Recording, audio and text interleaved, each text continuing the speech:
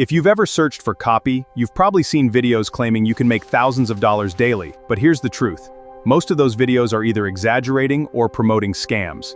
So in this video, I'm going to show you what copy-paste jobs actually are, how people really get paid for them, and whether earning $200 a day is realistic. First, let's clear up a common misconception. Companies don't pay people just to randomly copy and paste text all day. What they do pay for is work that involves copying, organizing, formatting, and managing information. That's where real opportunities exist. The first type of job is data entry. Businesses collect huge amounts of information every day, freelancers to transfer data into spreadsheets, databases, or company software. But accuracy matters. Most beginners earn between $5 and $15 per hour. The second type is product listing.